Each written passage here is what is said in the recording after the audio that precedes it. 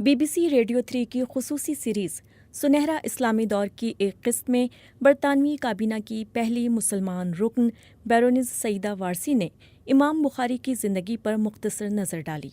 اس series میں سن 750 سے سن 1258 تک کا احاطہ کیا گیا ہے۔ میں ہوں نادیہ سلیمان اور BBC اردو کی جانب سے اس ریڈیو نشریات کا اردو ترجمہ آپ اس پوڈ کاسٹ میں سن سکیں گے۔ ہم اس دور کے فن تعمیر، طب کے شعبے میں کام، ایجادات اور فلسفے جیسے مضامین میں اہم پیش رفت کا ذکر کریں گے۔ ہم مسلمان اپنے کمال پر ہوتے ہیں جب علم اور علمیت کو اہمیت دیتے ہیں، اور ان کا سب سے برا روپ وہ ہوتا ہے جب ان میں سے اقلیت دین کی غلط تشریح کے نتیجے میں عدم برداشت اور انتہا پسندی کے راستے پر چل نکلتی ہے۔ اسلام میں روشن خیالی اور علمیت کی روایت کی سب سے اچھی مثالیں اس سنہری دور سے ہی مل سکتی ہیں جو 8ویں صدی کے وسط سے لے کر سن 1258 تک پھیلا ہوا تھا، جب بغداد پر منگولوں نے حملہ کیا اور اسے تباہ کر دیا۔ اس دور میں اسلامی تہذیب کی سمت جنگ کی آگ میں نہیں بلکہ علم و حکمت کی لائبریریوں میں طے ہوئی تھی۔ اس کا مقام یونان سے لے کر ایران جیسی قدیم تہذیبوں سے حاصل ہونے والی انسانی سمجھ بوجھ میں اضافہ کرنے میں تھا۔ ان صدیوں میں عرب دنیا کو سائنس، فلسفے، طب اور ایجوکیشن کے میدان میں سینٹر فار ایکسلنس کا درجہ حاصل تھا۔ اس دور میں نہ صرف علمیت کا اعلیٰ معیار قائم ہوا بلکہ مسلمانوں اور مختلف عقائد کے درمیان تعاون کی بھی روایت قائم ہوئی۔ اندلس یا اسلامی ہسپانیہ میں بھی، جہاں مختلف عقائد سے تعلق رکھنے والے لوگ ساتھ ساتھ رہتے تھے، اسلامی روشن خیالی کے اس دور میں تعلیم کا بول بالا ہوا۔ یہ اسلامی سنہرا دور دین اسلام اور خاص طور پر پیغمبر اسلام حضرت محمد کی بنیاد پر قائم ہوا تھا۔ اسلام میں مذہب اور اخلاقیات کے دو اہم ماخذ قرآن اور حدیث ہیں۔ قرآن ایک وسیع اخلاقی ڈھانچہ فراہم کرتا ہے اور احادیث مسلمانوں کو سکھاتی ہیں کہ قرآن کے اصول و ضوابط پر کس طرح روزمرہ زندگی میں عمل کرنا ہے۔ اس بات سے ہم سمجھ سکتے ہیں کہ احادیث اور ان کا صحیح ہونا اسلام میں کتنا اہم ہے۔ اسلامی سنہرے دور کی جس شخصیت کے بارے میں آج بات کرنا چاہتی ہوں وہ غالباً اس دور کے سب سے اہم عالم ہیں، محمد ابن اسماعیل البخاری یا صرف امام بخاری۔ دنیا بھر کے مسلمانوں میں ان کا مقام احادیث کے سب سے مستند مجموعے کی تیاری کی وجہ سے ہے۔ ان کی کتاب صحیح بخاری میں انتہائی محنت سے جمع کی گئی 7000 سے زیادہ احادیث درج ہیں جو مسلمانوں کی روزمرہ زندگی میں رہنمائی کرتی ہیں۔ حیران کن طور پر اپنی زندگی پیغمبر اسلام حضرت محمد کے نام پر وقف کر دینے والے اس انسان کی کہانی عرب کے صحراؤں میں شروع نہیں ہوتی جہاں پیغمبر اسلام کی زندگی گزری تھی، بلکہ اس کی شروعات وسطی ایشیا کے میدانوں میں ہوتی ہے۔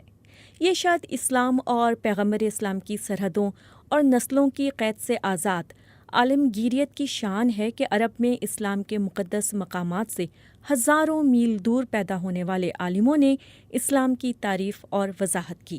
امام بخاری 9ویں صدی کے آغاز میں بخارا شہر میں پیدا ہوئے جو آج کل ازبکستان کا حصہ ہے۔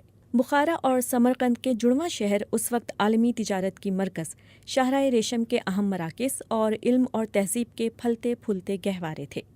بخارا صرف امام بخاری کی جائے پیدائش نہیں تھا بلکہ اس شہر نے اسلامی دنیا کو ابن سینا جیسی شخصیت بھی دی جن کا طب کے شعبے میں کام انقلابی حیثیت رکھتا ہے۔ امام بخاری کا خاندان ان سے 2 نسلیں پہلے ہی مسلمان ہوا تھا اور پیغمبر اسلام کی طرح ان کو بھی اپنے والد کے انتقال کے بعد ابتدائی زندگی میں آزمائشیں پیش آئیں۔ اس زمانے کے پادشاہی معاشرے کو ذہن میں رکھتے ہوئے کہا جا سکتا ہے کہ ان کے اور ان کے خاندان کے لیے زندگی آسان نہیں رہی ہوگی۔ اس چیز کا بظاہر کمسن امام بخاری کی شخصیت پر دیر پا اثر ہوا اور وہ اپنی تعلیم کے ہر شعبے میں بہترین مقام حاصل کرنے کی جستجو میں لگ گئے۔ لیکن ان کی زندگی تبدیل کرنے والا باب وہ تھا جب 16 برس کی عمر میں اپنے اہل خانہ کے ساتھ وہ حج کے لیے مکہ اور مدینہ گئے۔ نوجوان امام بخاری کے لیے غالباً برسوں پر محیط ہزاروں میل کا یہ سفر انتہائی یادگار اور متاثر کن رہا ہوگا۔ اس سفر نے ان کے اندر تجسس کا ایسا دیا جلایا جو انہیں ایسی مسافتوں پر لے گیا جو 16 برس سے زیادہ عرصے تک جاری رہیں۔ یہ سفر اس نوجوان عالم کو قاہرہ کے بازاروں اور دمشق اور بغداد کے قدیم شہروں تک لے گئے۔ یہ سفر اور ان مقامات پر جانا جہاں تقریباً 150 برس پہلے پیغمبر اسلام نے تبلیغ کی تھی، دنیا میں مقام کے متلاشی ایک نوجوان کے لیے دریافتوں کے سفر رہے ہوں گے۔ امام بخاری نے اپنے لیے جو مشن طے کیا وہ پہاڑ جیسا تھا۔ انہوں نے احادیث کی تصدیق کے لیے اسلامی دنیا کے دور دراز علاقوں کا سفر کیا اور کونے کونے تک گئے۔ کہا جاتا ہے کہ امام بخاری 1000 سے زیادہ علماء اور ہزاروں ایسے دیگر افراد سے ملے جن کا دعویٰ تھا کہ ان کے پاس پیغمبر اسلام کی مستند احادیث ہیں۔ اس دوران انہیں 6 لاکھ سے زیادہ احادیث کے بارے میں معلوم ہوا، جو کہ اپنے آپ میں حیرت زدہ کر دینے والی بات ہے۔ لیکن ان کی دانشورانہ محنت اور سخت معیار کی دلیل ہے کہ ان کی کتاب صحیح بخاری میں ان میں سے صرف 7275 احادیث شامل کی گئیں، جن کے بارے میں انہیں یقین تھا کہ یہ پیغمبر اسلام کے ہی الفاظ ہیں۔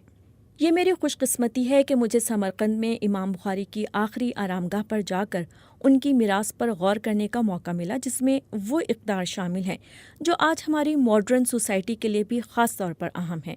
امام بخاری کو پوری طرح تسلی کرنی تھی کہ یہ پیغمبر اسلام کے ہی الفاظ ہیں یا نہیں، اور پیغمبر اسلام نے واقعی وہ عمل کیا تھا جسے ان کی سنت کے طور پر بیان کیا جا رہا تھا۔ امام بخاری باوقار اور حساس انسان تھے۔ وہ اپنا مستقبل خود بنانے کے لیے پرعزم تھے۔ انہوں نے جو احادیث جمع کیں ان کے ساتھ ساتھ سماجی اور معاشرتی اتفاق اور لوگوں میں اختلافات ختم کروانا بھی ان کی میراث میں شامل ہیں۔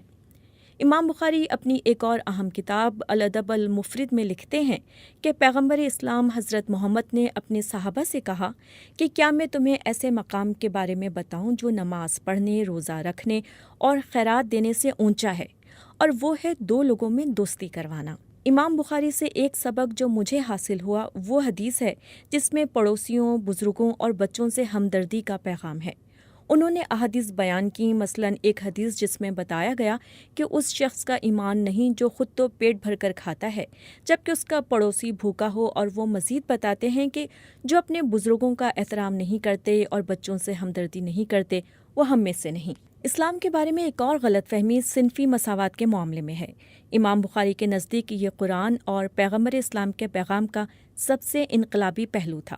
الادب المفرد میں اس شخص کے بارے میں لکھتے ہیں جو صحت مند بچے کی پیدائش پر خدا کی تعریف کرتا ہے اور اسے اس کے لڑکا یا لڑکی ہونے سے فرق نہیں پڑتا۔ یہ اس زمانے کی بات ہے جب لڑکی کی پیدائش کو برا سمجھا جاتا تھا، لیکن ہم آج بھی صنفی مساوات کی ان تعلیمات سے سیکھ سکتے ہیں جب غلط تشریحات اور جاہلانہ رویے اور سلوک بہت سی مسلمان عورتوں کی پسماندگی کی وجہ بن رہے ہیں۔ اور عبادت گاہوں میں بھی بہت کام ہونے والا ہے۔ عبادت انفرادی روحانیت کے اور خدا کے ساتھ شخصی تعلق کا اظہار کا ذریعہ ہے، لیکن مسلم کمیونٹی میں اور خاص طور پر مسجد میں اسے عورتوں کو نظر انداز کرتے ہوئے مردوں کے مذہبی فریضے کے طور پر دیکھا جاتا ہے۔ مساجد میں عورتوں کی حاضری صرف مساوی سہولیات کے نہ ہونے کی وجہ سے محدود نہیں ہے، بلکہ ان رویوں کی وجہ سے بھی ایسا ہے جو مذہبی امتیاز اور ایک کو دوسرے پر فوقیت دینے کی بنیاد بنتے ہیں، اور یہ پیغمبر اسلام کی تعلیمات کے خلاف ہے جو امام بخاری نے اپنی بہت سی تصانیف میں ریکارڈ کی ہیں۔ اپنی کتاب الادب المفرد کے آخری ابواب میں سے ایک میں وہ لکھتے ہیں کہ اپنی دشمنی کی وجہ سے کسی کو تباہ مت کر دینا۔ اس میں وہ اسلامی تعلیمات بیان کرتے ہیں جن میں کہا گیا کہ ہمیں اپنی بدنیتی، دشمنی اور غصے کی وجہ سے کسی کے خاتمے کی خواہش نہیں کرنی چاہیے۔ اس کے حق میں وہ اسلام کے دوسرے خلیفہ حضرت عمر کی ایک روایت بیان کرتے ہیں کہ اپنی دوستی کو پاگل پن کی اور دشمنی کو نفرت کی حد تک مت جانے دو۔ اس پیغام کی شاید آج سب سے زیادہ ضرورت ہے۔ سکھ گروہوں سے لے کر مسیحی مذہبی عالم سینٹ آگسٹین تک، جنہوں نے 4 اور 5ویں صدیوں میں اچھی مسیحی زندگی کے قواعد وضع کیے تھے، امام بخاری کی طرح کے لوگ دوسرے مذاہب میں بھی نظر آتے ہیں۔ یہ لوگ حق کا وہ ذریعہ ہیں جن کے ذریعے مختلف مذاہب کی بنیاد رکھنے والی ہستیوں کا پیغام جدید دنیا تک پہنچتا ہے، جس کی آج بھی اتنی ہی ضرورت ہے جتنی اس وقت تھی۔